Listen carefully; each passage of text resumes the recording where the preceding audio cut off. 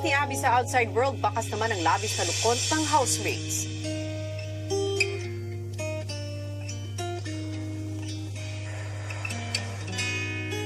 I can still hear her voice. Nagpapasalamat po talaga ako sa taong bayan at sa lahat na nagboto sa akin. Parang may mga tao na nakakaintindi po sa akin. Hindi ko talaga akalain. Wala, para sa akin, wala talaga eh. Wala namang si Abby. Hindi ko po din masabi na bakit po si Abby po, kuya. Kasi para sa akin po, naging mabuti po siyang kaibigan po sa lahat, kuya. Okay naman po yung pinagsamahan namin, kuya. You need to be thankful sa taong bayan. Anyway, it's not what we want. It's also the judgment of the people around watching. Natatakot po ako na maibig kami, kuya eh. Kung maibig man kaming dalawa, papansinin pa kaya niya ako pagkalabas namin. Dahil may pagkakataong muli na ipagpatuloy ang nasimulan sa loob ng bahay, si Mark may pakiusap naman sa kanyang kapatid na si Ape. I hope na bigyan mo rin ako ng chance to. Kagaya ng gusto na sa bayanan. Hindi ganun kadali ang lahat. Kuya, Maghihintay ako talaga. ano ba yan? Maghihintay ako. At dahil patuloy ang tensyon sa pagitan ng magkapatid na 2-in-1 housemates na sina Ape at Mark, minabuti ni Kuya na pagbotohan ang desisyon kung maghiwalay bilang solo housemates ang magkapatid. May nakatayong dalawang poste sa garden. Ang isa'y may ilaw na sumisimbolo sa inyong pagiging iisang housemate. Sa pagtatapos ng gabi, kapag nakita niyong bumukas ang isa pang ilaw, ito'y nangangahulugan na nabuwag na ang inyong pagiging 2-in-1. Magkakaroon ng dalawang botohan. 50% ay manggagaling sa boto ng mga housemates at ang 50% naman ay magmumula sa inyo mga kapamilya. Isa-isa namang pinatawag ni Kuya ang housemates upang makuha ang kanilang boto. Para sa iba, dapat bang manatili na maging 2-in-1 housemates pa rin yung magkapatid na si Mark at saka si Abe? Para po sa akin, kuya, parang mas okay po siguro na hindi po sila 2-in-1, kuya. Kasi may iba't iba po silang pinaglalaban, kuya, ay. Gusto ko silang hiwalay para magkaroon ng tig-iisang pundasyon kung sino ba talaga ang mas karapat-dapat na manatili. I should separate. Yeah, Ape has very strong opinion, a strong attitude, and then Kuya Mag is the communication is so hard. Feeling ko mas maganda po sana kung hiwalay po sila, kuya, kasi may sarili-sarili nga din po talaga silang goal. Kasi feeling ko hindi ma-accept po ni Ape, kuya. I think they should not remain as 2-in-1 housemates. Since they are 2-in-1, they tend to ignore and not talk to each other. If they are separate, I believe they can become closer as friends. Siguro test of character din yan kay Ape po. So yes po, sa akin po dapat they will stay as a 2-in-1 housemate po. Family is supposed to be one of the most important things, tapos nine-neglect mo lang. Para sa akin po, if you start something, you finish it, you adapt, you play with the cards you're dealt, and above all, you love your family. Kung ang majority ng housemates ay nagdesisyon na buwagin ng 2-in-1 ni na Ape at Mark, ano nga kaya ang magiging desisyon ng taong bayan? If two light on, you guys are separate. Yeah, if we will wait. Samantala, kausap naman ni Ape si Mitch tungkol sa hinihintay na resulta. Kaya ko ito mag-isa. Patutunayan ko sa kanila. Tapos, hindi ko matanggap kasi gusto ko ako mag-isa. Kasi para sa pamilya ko talaga to. Kasama na siya. Nagigets kita, be, kasi alam naman natin lahat ng hirap ng pinagdaanan natin bago tayo makapunta dito. Sabi ko sa sarili ko, pag-iigihan ko palalo. Lalaban ako. At matapos ang 88 minutes para bumoto ang taong bayan,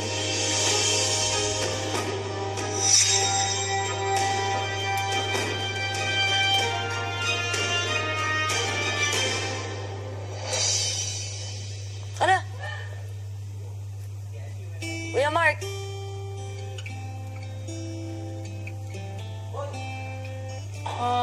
Congratulations, man. Congratulations.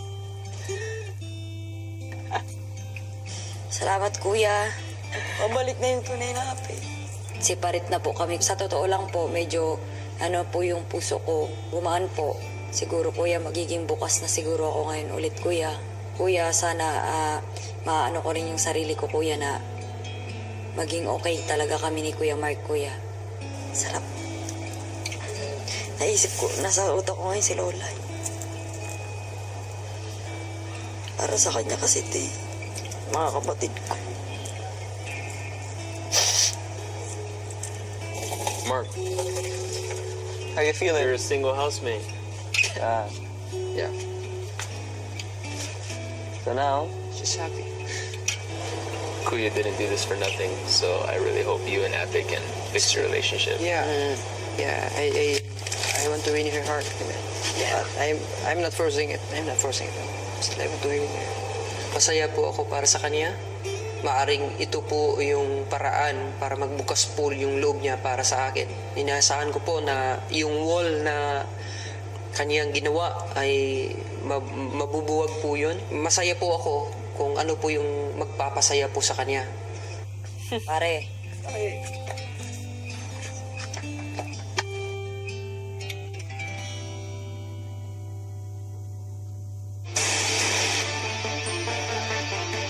At dahil nga sa boto ng mga housemates at ng publiko ay official ng magiging 2 individual housemates ang magkapatid na sina Ape at Mark.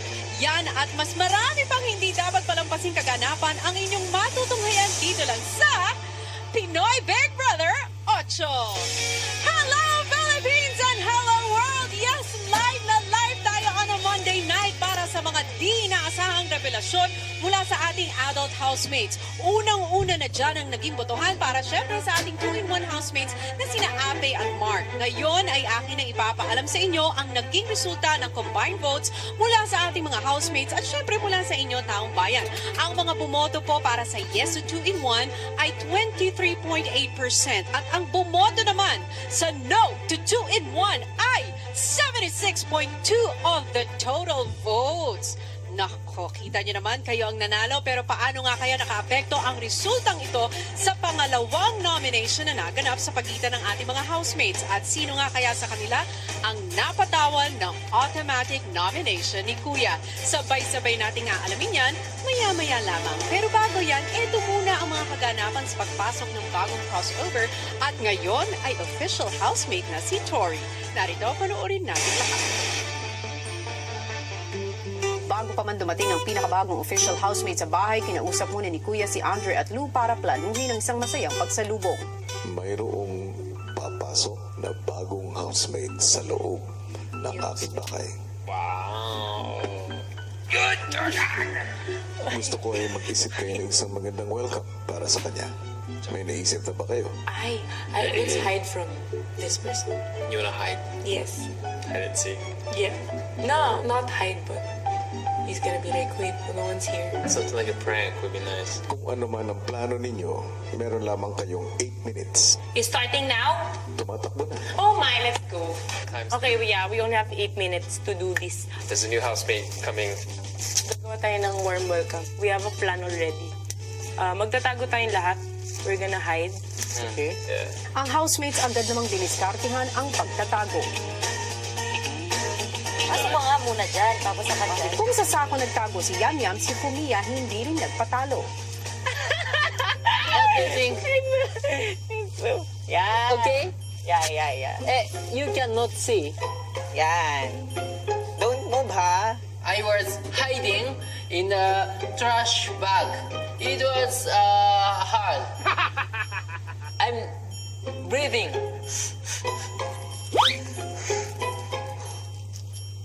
But if inside is a little bit hard. Samantala sa confession room, kausap naman ni Kuya si Tori. Maligayang pagdating sa aking bahay. Official housemate Tori. Sobrang thank you po. Pinili niyo po ako. Thank you po, kuya. Nakita ko ang pagsisikap mo sa mga task doon sa camp. Nakita ko ang pagiging positibo mo at naging kaibigan ka ng lahat. At hindi ka rin natakot na magsabi ng tunay mong nararamdaman. So inaasahan ko na ganyan ka pa rin pagdating mo dito sa aking bahay. Yes po, kuya. Hindi po ako magbabago. Stronger lang po. Paglabas ni Tori sa confession room,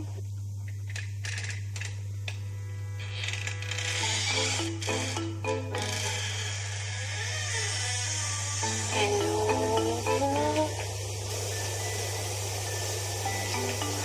Wala, ayokong ganito. Pagkapasok ko po ng bahay niyo po, hinanap ko po sila kasi ang tahimik po. There's no one here.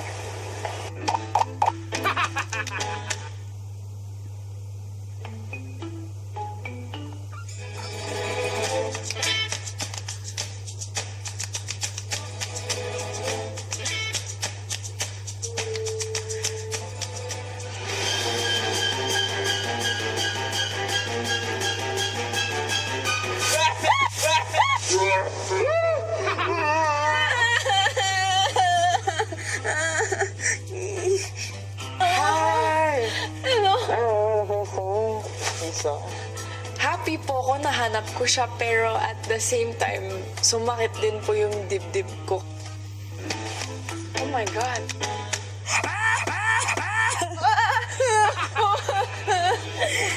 Galing mo! Galing mo, nag-fit ka dyan, girl! Oh my God, it's so sexy, no? sunod namang naghanap si Tori sa kwarto ng boys. Nini!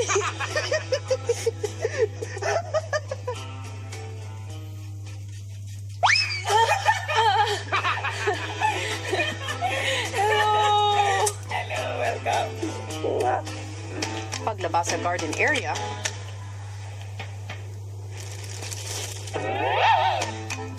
Nice timing mo!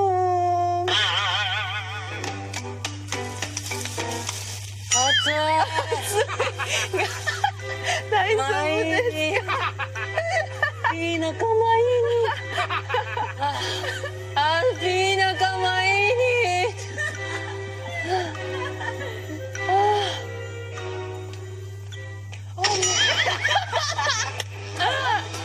That was amazing!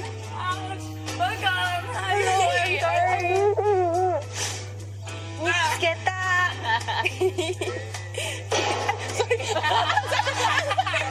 Last one. Last one. Hindi.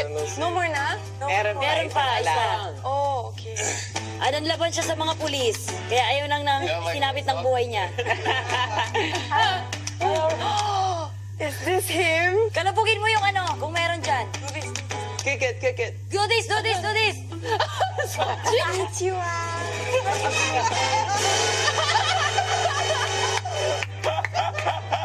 Galing mo! Hanashitakatta gara, yum. Parang naano sa kagandahan ni Tori, biglang mo parang...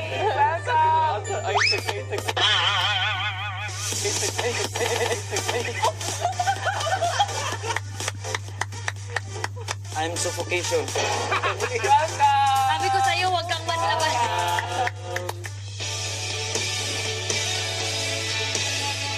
Violation po sa loob ng iyong bahay, kuya.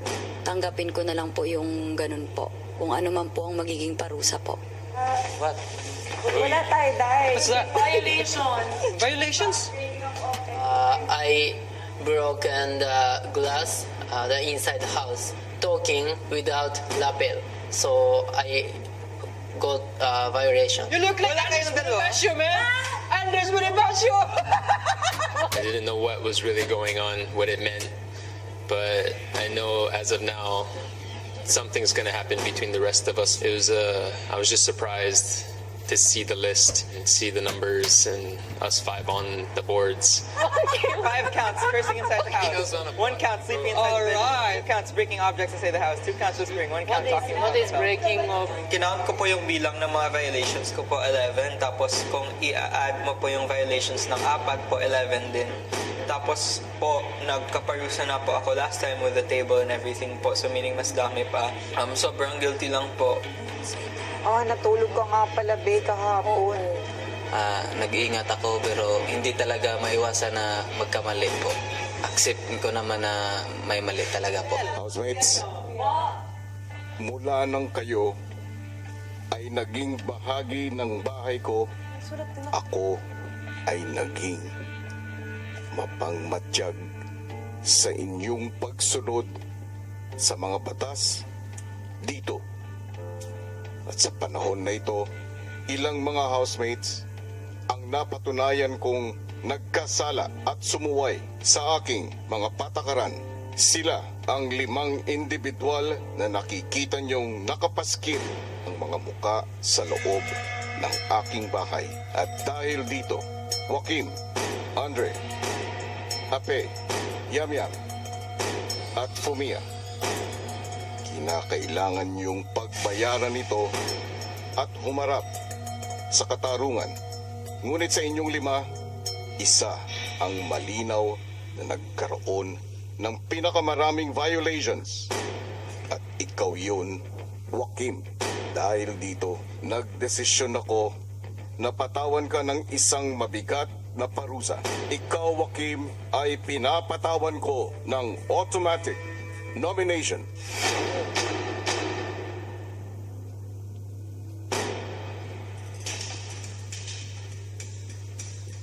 At para sa inyo, Andre, Ape, Fumia, at Yamyam, ang inyong kaparusahan ay makukuha ninyo sa takdang panahon.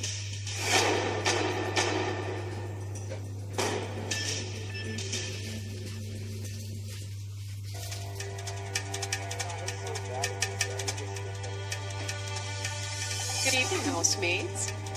Bago ang lahat, syempre, gusto ko munang kamustahin ang bagong lipat na si Tori. Hi, Tori! Kamusta yung unang araw bilang official housemate? Okay po. Okay naman, ano? Medyo, syempre, nakakapanibago ngayong gabi dahil may mangyayari. Pero alam mo, makakahinga ka muna ng maluwag dahil bilang bagong housemate, exempted ka muna sa mga mabibigat na announcement ngayong gabi. Hindi ka nominated, okay? Pero para sa ibang mga housemates, kanina lamang, nalaman ninyo na dahil sa inyong mga violations na nagawa sa loob ng bahay ni Kuya, ang isa sa inyo ay automatically nominated ngayong linggo. At syempre, kilala nyo na kung sino yun. Ikaw ay walang iba kundi si Joaquim. Okay? Ngayon, ang ipapaalam ko naman sa inyo ay ang bilang ng housemates na makakasama ni Joaquim na kukumpleto sa listahan ng mga nominado. At ang bilang na yan ay 2. Ang pangalan ng unang nominadong makakasama ni Joaquim ay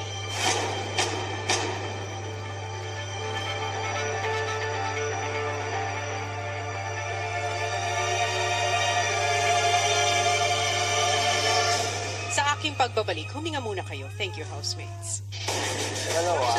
Basic ka. Ganda na dito. Yung lang armor doon. Basic ka. Talagang ganun eh. Can I poo? Kuya, can I poo, please? Kapali ah.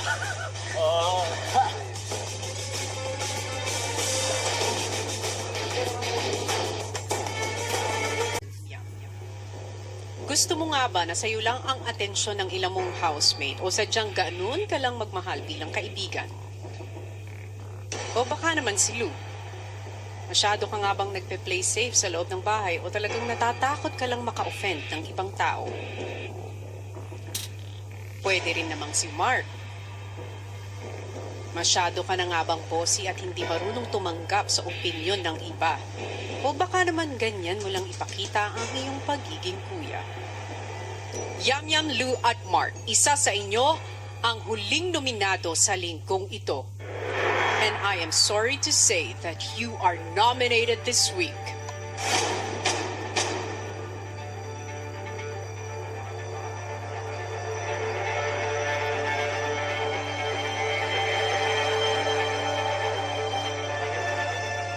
Lou, kumpleto na ang listahan ng nominado. Ngayon ay bibigyan ko kayo ng pagkakataon para humingi ng suporta mula sa taong bayan para tulungan kayong manatili pa sa bahay ni Kuya. Magsisimula ko sa iyo, Ape.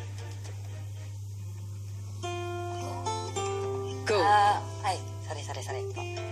Ayun po, supportahan niyo po ako kasi, ayun, go lang po sa laban-laban lang po ako. Thank you. Lou? Marami pa po akong kayang mapakita, marami pa po akong kayang mapatunayan, and ayun po, lalaban po akong Thank dulo. you. Joaquim? I believe po that actions speak louder than words, so wala po akong masyadong masasabi. Expect lang po that I will show you I'm deserving hanggang sa dulo. Thank through you my very actions. much, nominees. Ngayon, malalaman natin kung sino ang pakikinggan ng sambayanan at kung sino sa inyo ang ililigtas nila sa muli nating pagkikita. Thank you, housemates. She didn't say good night. And there you have it, mga kapamilya. Kumpleto na po ang listahan ng mga nominado para sa linggong ito. At yan ay sina Ape, Lou at si Joaquim. Ngayon ay kayo naman magkakaroon ng pagkakataong tumulong sa mga nominado na sa tingin ninyo ay karapat-dapat pang manatili sa bahay ni Kuya, because at this point, voting is now officially open. Ang tanong ng lahat, ano nga kaya ang dahilan sa likod ng mga puntos na natanggap ng ating mga nominees? Narito, panuorin natin lahat. Binibigyan ko po ng 2 points si Ape po, Kuya, kasi yung nangyari po sa kanila ni Kuya Mark, Kuya, na sa mga task po na hindi siya nakaka-focus po, Kuya. Binibigyan ko po ng 1 point si Kuya kasi po feeling ko po kailangan niya pa po mag-open up ng konti, Kuya. Binibigyan ko po ng 2 points po si Kuya Mark, Kuya. Minsan po nagiging bossy po siya, Kuya. 1 point po para kay Yam po. Minsan po hindi po siya seryoso sa mga task po namin. 2 points po si Lou kasi parang playing safe. Binibigyan ko po ng 1 point si Mitch kasi palagi na lang po niyang kinukonsinti yung kapatid ko eh. 2 points to see Mark. It can be hard sometimes to work with Mark in some certain tasks. For my 1 point, see Mitch. When it comes to contribution in some tasks, Mitch is sometimes on the side and isn't always participating and putting in as much ideas. 2 points po ay si Ape po, Kuya. Ganun pa rin siya, Kuya. Matigas yung puso niya para sa pagtanggap kay Kuya Mark. 1 point si Ate Mitch. Hindi siya gumagawa ng paraan na magka-close pa kami. I will give 2 points to Ape. Sometimes she is selfish. 1 point to si Lou. Her talking is strong. So that's why sometimes I feel a little bit hurt. 2 points si Kuya, si Lou, Kuya. Hindi po siya naging totoo sa sarili niya, Kuya, kung ano po yung nararamdaman niya, Kuya. Ang aking 1 point po ay binibigay ko po kay Kuya Yam, Kuya. Sa kanya lang dapat makinig yung isang tao. Dahil po, gusto lang niya, sa kanya lang yung atensyon, Kuya. 2 points si Ape po. Matigas pa rin po yung ulo niya po at hindi siya po willing mag-adapt. 1 point si Lou po. Medyo masakit din po siya magsalita at hindi pa rin siya willing magbago po.